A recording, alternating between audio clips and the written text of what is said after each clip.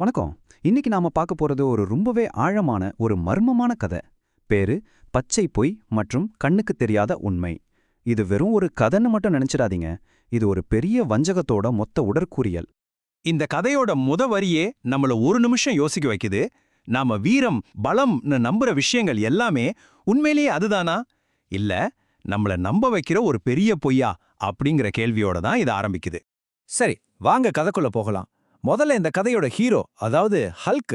ஆனா இப்போ அவர் எல்லாரும் தி கார்டியன்னு கூப்பிடுறாங்க. மக்கள் பார்வையில அவர் யாரு, அவரை பத்தி என்ன நினைச்சாங்கன்னு முதல்ல பாத்துரலாம். அவர் இனிமே அந்த பழைய கட்டுக்கடங்காத அரக்கன் கிடையாது. ரொம்பவே புத்திசாலித்தனமா கட்டுப்பாட்டோட செயல்படுற ஒருத்தர்.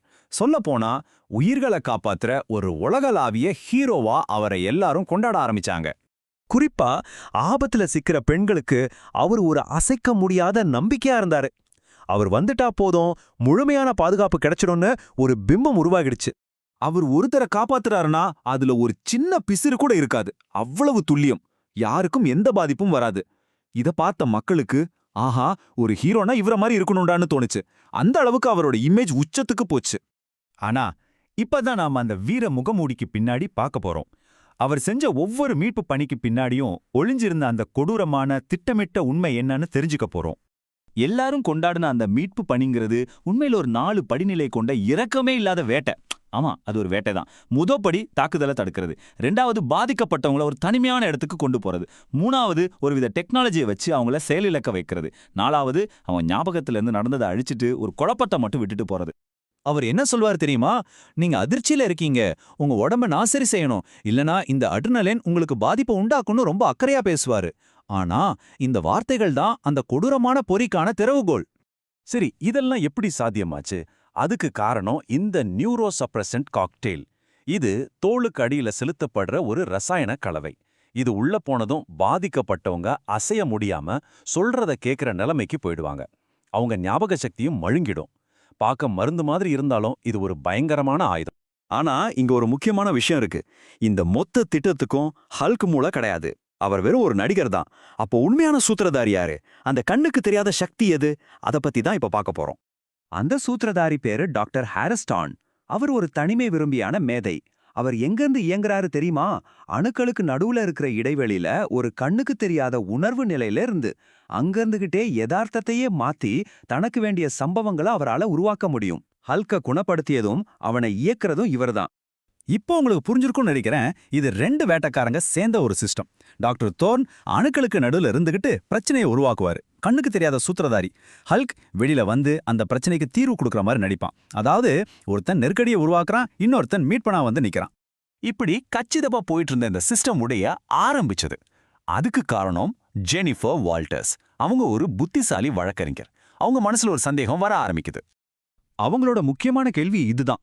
பாதிக்கப்பட்டவங்க சொல்றதுக்கும் அவங்க அனுபவிக்கிற அதிர்ச்சிக்கும் சம்பந்தமே இல்லையே. ஏதோ ஒரு ஆழமான மீறல் நடந்த மாதிரி அவங்க உணர்றாங்களே, அது ஏன்?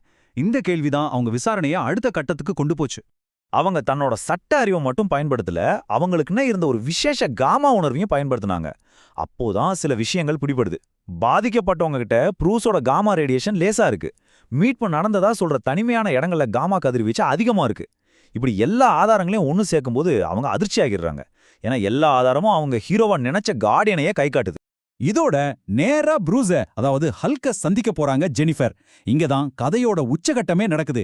உண்மை வெறும் வார்த்தையா சொல்லப்படல, அது ஒரு நேரடி அனுபவமா ஒட்டுமொத்த உலகத்துக்கும் ஒளிபரப்பாக போகுது. அங்க போனதும் ஹல்க் அந்த அம்னிஷியா மருந்த ஜெனிஃபர் மேலையும் செலுத்திடுறான். ஆனா அதனால அவங்க முடங்கி போகல. அவங்களோட உணர்வு நிலை நேரா அந்த அணுக்களுக்கு இடையேயான ஃபெர்மியான் பகுதிக்கு போகுது. அங்க அந்த சூத்திரதாரி டாக்டர் தார்னை நேருக்கு நேரா சந்திக்கிறாங்க. அங்க இருந்து ஜெனிஃபர் ஒரு அலறலை வெளிப்படுத்துறாங்க. அது சாதாரண அலறல் இல்ல, காமா சக்தியால குறியிடப்பட்ட உண்மையின் அலறல். தோர்னோட நெட்வொர்க்கே பயன்படுத்தி அந்த பாதிக்கப்பட்டவங்க பட்ட கஷ்டம், அந்த மீறலோட முழு அனுபவத்தையும் உலகத்துக்கே ஒளிபரப்புறாங்க. ஒரு நொடிதான். அந்த ஒரு நொடியில இந்த உலகத்துல இருந்த ஒவ்வொருத்தரும் அந்த பொய்யான மீட்பையும் அதுக்கு பின்னாடி இருந்த பயங்கரமான துரோகத்தையும் அந்த வலிய அப்படியே நேரடியா உணர்ந்தாங்க. ஜெனிஃபரோட அந்த அலறல் தோர்னோட மொத்த கட்டுப்பாட்டையும் உடைச்சி எரியுது. அப்போதான் ஹல்க்குக்கும் உண்மை புரியுது. இத்தனை நாளா தான் என்ன செஞ்சுட்டு இருந்தோங்கிற அந்த கொடூரமான உண்மை அவனுக்கு அப்பட்டமா தெரிய வருது. அவ்வளவுதான், அந்த பச்சை பொய் நொறுங்கி போச்சு. கடைசில மிஞ்சினது குற்ற உணர்ச்சியோட நிக்கிற ஒரு அரக்கனும் தங்களோட மீட்பனை ஒரு துரோகின்னு தெரிஞ்சுக்கிட்ட ஒரு உலகமும் தான். கடைசியா இந்த கதை நம்ம முன்னாடி ஒரு ரொம்ப முக்கியமான கேள்வியை வைக்குது. வீரம் ஒரு முகமுடியா இருக்கும்போது அதுக்குள்ள ஒளிஞ்சிட்டு இருக்கிற அரக்கனை நாம எப்படி அடையாளம் கண்டுக்கிறது? அதிகாரம், புகழெல்லாம் எப்படி ஒரு கொடூரமான உண்மையை மறக்க பயன்படுதுங்கிறதுக்கு இது ஒரு பெரிய உதாரணம். இத பத்தி நீங்க என்ன நினைக்கிறீங்க?